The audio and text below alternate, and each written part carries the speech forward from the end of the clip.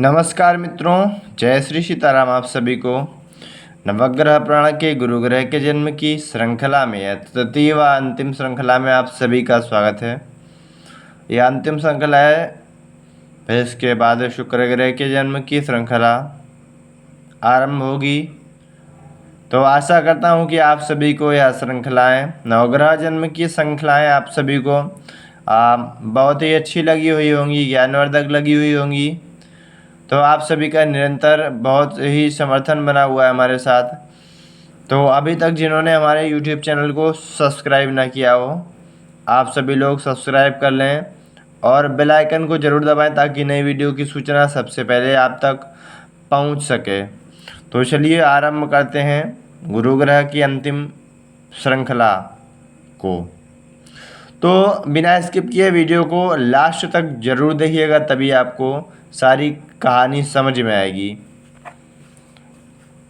देखिए, दिन बीत रहे हैं। भावी प्राणेश्वर के लिए तारा स्वयं अनजाने ही अन्वेषण कर रही है। प्रकृति भी सौंदर्य के आकर्षणीय स्थलों में उसी कार्य के लिए विहार कर रही है। तारा से मिलन के समय की प्रतीक्षा दूसरी ओर बृहस्पति भी मन कर रहे हैं। आश्रम में शिष्य एक दिन पूर्व के बोध कराए वेद पाठों का स्मरण पाठ कर रहे हैं। अनुष्ठान पूर्ति के लिए बृहस्पति समीप में नदी की ओर निकले। नदी के तीर पहुंचे बृहस्पति अकस्मात रुक गए। नदी में से कोई स्त्री घाट की ओर चलती आ रही है। सचेल यानी कपड़ों सहित स्नान किए उसके शरीर से अब भी नीर अपने हाव भाव से बह रहे हैं। भीगे श्वेतांबर उस शरीर को छिपाए बिना दिखते पर्दे से लग रहे हैं। जल में डुबोकर उठाई हुई गुड़िया सी लग रही है वह। कौन है वह? नदी कन्या। समुद्र से विपरीत दिशा में बहकर आई कोई मत्स्यकांता या सागर कन्या। मूष यानी वात यंत्र से निकला। स्वर्ण के क्षण जैसा उसका शरीर बृहस्पति के सर्वस्व को चुंबक के पुतले की तरह असंकल्पित ही उसकी ओर पद बढ़ा गया। बृहस्पति अपने में हो रहे भावावेशों को भाप आश्चर्यित हुए। अब तक उन्होंने कभी किसी स्त्री को इतने निर्भीक, निसंकोच और अपलक रूप से देखा नहीं था। ब्रह्मदेव ने कोई स्त्री का नाम तारा अवश्य कहा था। तारा न कहकर यही लावण्यवती कहे होते तो कहीं वह यही लावण्यवती तारा हो तो कितना अच्छा होता। अंतर विचारों के द्वंद्व में बृहस्पति रुके, वह लावण्यवती भी रुकी। सचेल स्नान किए उसके अंग ही नहीं, मोटाई मछली के स्पंदन के समान उसकी आंखें भी बृहस्पति की दृष्टि को निरंतर खींच रही हैं।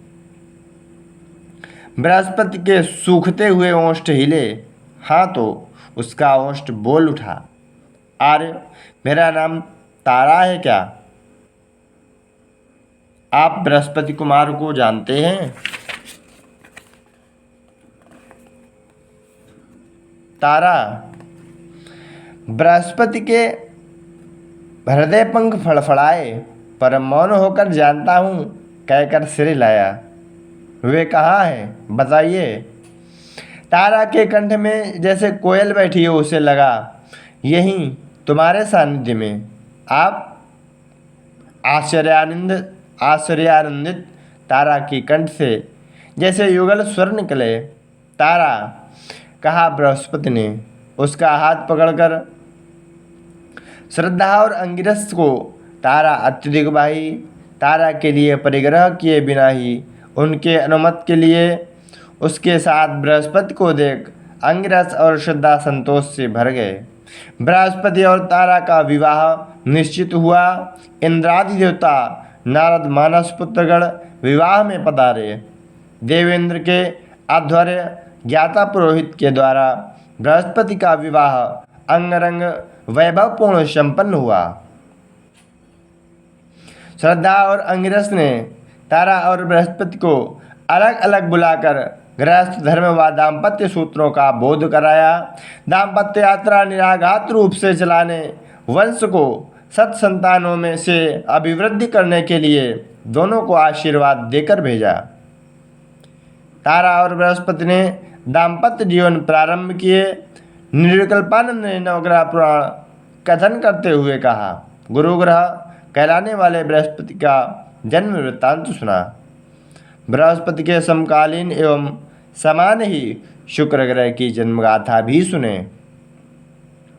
नवग्रहों में छठवें ग्रह शुक्र, ब्रह्मा के मानस पुत्रों में प्रमुख भृगु महर्षि के पुत्र शुक्र, जो उनके माता पिता का दिया हुआ नाम नहीं है। एक महत्तर कारणवश उन्हें शुक्र सार्थक नाम दे पड़ा। कहकर निर्विकल्पानंद रुके, यह रहस्य हमें भी ज्ञात नहीं है। शुक्र को शुक्र ही समझ रहे हैं। वह नाम पड़ने का कारण क्या था गुरुजी? निर्विकल्पानंद ने धीरे से मुस्कुरा कर कहा, इतने अधीर क्यों हो सदानंद? शुक्र के इतिहास को संपूर्ण आकर्णित किया जाएगा। उसी क्रम में वह रहस्य गाथा भी ज्ञात हो जाएगी। शुक्र के पिता भृगु महर्षि हैं, क्या तो बताया था ना। उनकी पत्नी पुलोमा, उसे पलोमी भी कहते हैं। पुलोमा असुर वंश से आई थीं। भृगु महर्षि से विवाहोपरांत वह गर्भिणी हुई, गर्भवती हुई। पहले से उससे प्रेम करने वाला असुर पुलोम भृगु की अनुपस्थिति में शूकर रूप धारण कर पुलोमी को अपहृत कर ले गया। उस राक्षस के भागते समय ही गर्भिणी पुलोमी का प्रसव घटित हो गया। पुरुष शिशु उसके गर्भ से भूमि पर गिर गया। वह शिशु ही च्यवन है। या कहते हुए कथन करते हुए पुनः निर्विकल्पानंद रुके चिदानंद के प्रश्न के उत्तर के लिए। च्यवन वही सुकन्या के पति च्यवन महर्षि ही है ना गुरुजी? चिदानंद ने प्रश्न किया। हाँ, उस च्यवन महर्षि की कथा यहीं रोककर आगे भृगुपत्नी पुलोमा के विषय में जाने। वह महिमामयी युक्त वनिता है। पति भक्त की शक्ति की इतोधिक रूप में बुद्धि की भूपतित हो जन्म लिए च्यवन तपस्या में निमग्न हो गए। तदनंतर पुलोमा भृगु दंपत्ति को वज्रशीर्ष, शुचि और नामक पुत्र हुए, परंतु उनके वे पुत्र साधारण मेधा शक्ति सात्विकता युक्त होने के कारण पुलोमा को संतुष्टि नहीं मिली।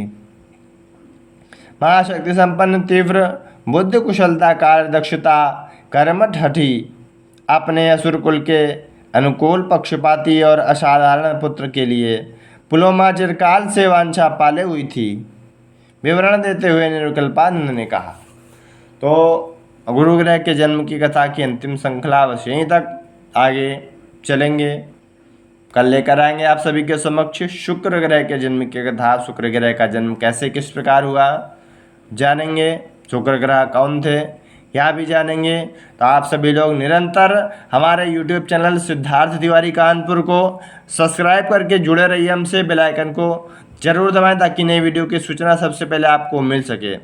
तो मित्रों, आज के लिए नमस्कार, बस इतना ही। मिलेंगे शुक्र ग्रह की श्रृंखला को लेकर कल। जय श्री सीताराम आप सभी को।